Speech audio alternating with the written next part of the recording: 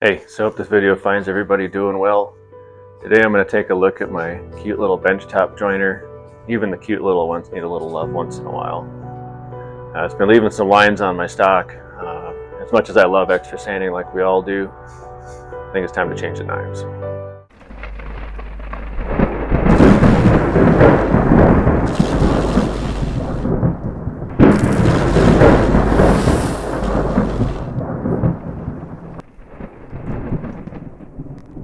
Alright, so here is my joiner. So this is a Delta Shopmaster JT160. And the tools we're going to need here. New knives, ordered these off Amazon. These are about 15 bucks.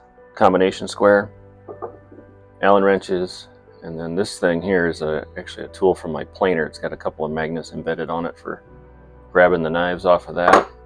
So you could use that, or if you got one of these laying around, it's just a little telescoping magnet from back in the day when I used to be a fake mechanic, and I like throwing nuts and bolts down where they don't belong. So to prep the machine, first thing we're going to do is make sure that it's unplugged. That seems kind of dirt, but you want to make sure you think about that. So then we're going to come back here and we're going to move our fence all the way back there, and that's going to let us have full access to all the screws there. And then we're going to remove this guard. This guard has two screws here and here, so we'll back those out and then pull this off and we'll be ready to go.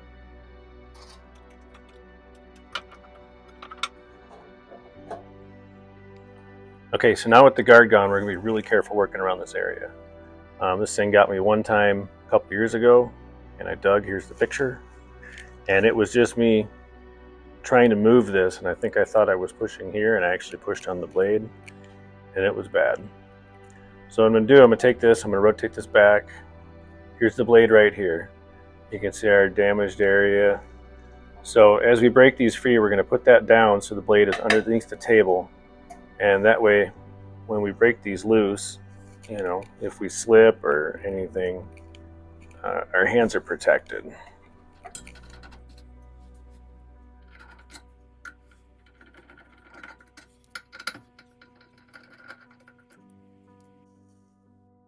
All right, so now that we have all those screws out, we're going to go ahead and take our magnet and remove this little retaining bar. And then next is the blade. There it is, just like that. All right, so with the blade out, I just want to show you these two screws. So there's a screw here and a screw here. These are for adjusting the blade. And it's just a good shot of them. So you can come in this way, and that's what's going to adjust the blade up and down with the height when we get the new ones in. You want to make sure that you clean this surface off of here, and also this surface off of here. You don't want anything in between there that's going to keep that from sitting nice and flush. Alright, here we go. So here's one of our brand new blades. We're going to be real careful putting it in so we don't put any brand new dings in it. And it goes in just like that, and then these slots here are going to line up with our adjustment screws. So there's that, and then we'll put the retainer bar back on top.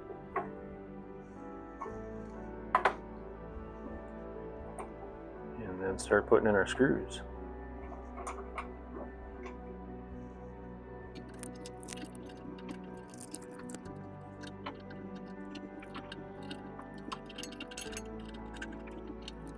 Okay, so when we tighten these down, we still need to adjust the blade, so we're just going to kind of give it just a little pinch, like just get it right up to it. Not snug in any way, just kind of touching it, because we still want that blade to be able to move. And then we're going to rotate this back to expose our adjustment screws. Alright, so here we go with the adjustment. I try to get this camera as level as I could with the tables and the blade. Now the idea is that we want the blade to come around, we want that kind of at the apex of the cut, or like top dead center over this. So that's what this little thing's for. That's supposed to hold it there. And it has a little wiggle in it, but that's a good starting place. We want to adjust the tip of the knife at that point to ride just a little higher or even with the outfeed table on this side. If it was lower, as you ran your stock through, it would just run into the edge of this table. How we're going to do this, we're going to take our combination square body and set it here and kind of bring it over to the blade, and we can see that we are way too high on that. We will take our Allen wrench, put it in there, and we are going to tighten the screw on this side to drop that blade down. There, now we're clearing it, and then we're going to bring it back up just till it starts to drag. There. And then we'll repeat that on the other side.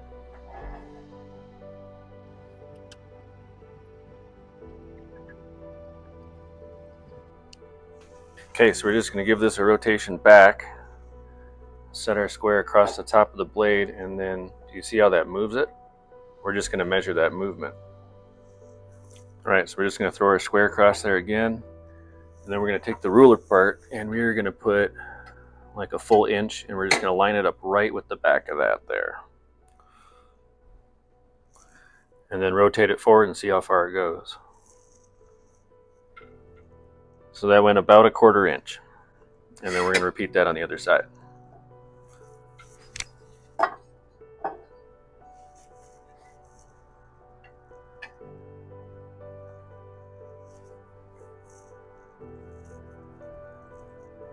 And that went just shy of a 1/4 inch.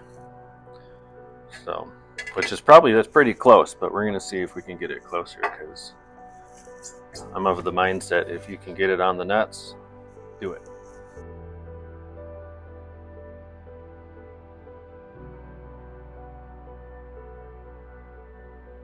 All right, I think we nailed it.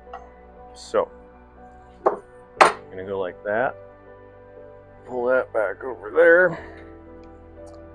And then we are going to tighten these all down. And then we'll recheck it.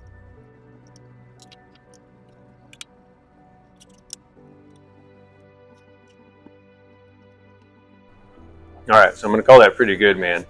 I got both edges right at 1/8 of an inch, and it seems to be with those screws, that's about as good as I can get it. So it's nice, it's parallel with the table. I'm going to go ahead and change the other blade, follow all the steps we just did off camera, and get them both at 1/8 of an inch also. So everything's symmetrical, and then we'll do a test cut and we'll see what we're getting. So this is just a scrap of wood I ran over the joiner before we took the knives out. So these are the lines that I'm talking about. You can line that right up with them, so you can see the bad spots on the blade. So I'm trying to think, because it just happened all of a sudden. I was like, what? I don't know what I ran through there that caused that. So, but I think I did figure it out.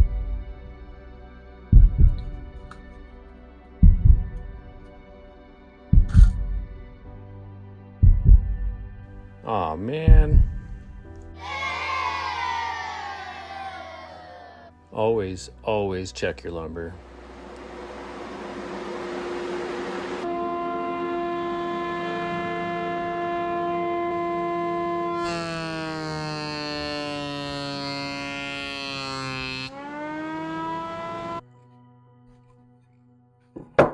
Here's our piece, minus our blue lines. That came up pretty nice. I'm pretty happy with that. As I check it for flatness, I can't see any light coming out from underneath that.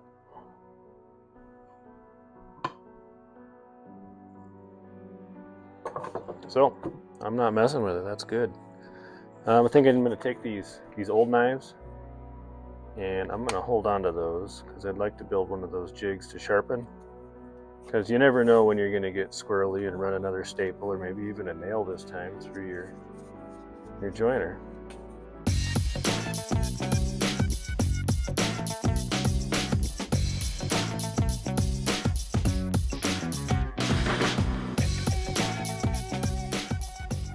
All right, that is sweet. That is the best that machine has ever cut.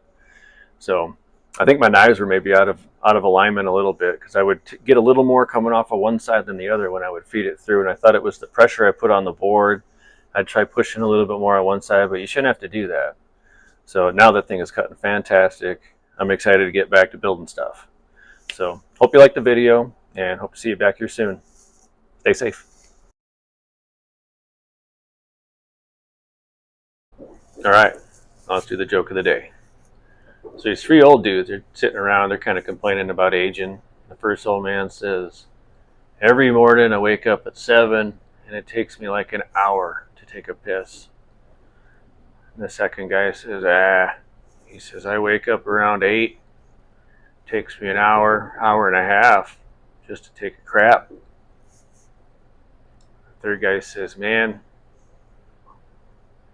every day around 7:30, 8 o'clock, I piss like a racehorse and I shit like a goose."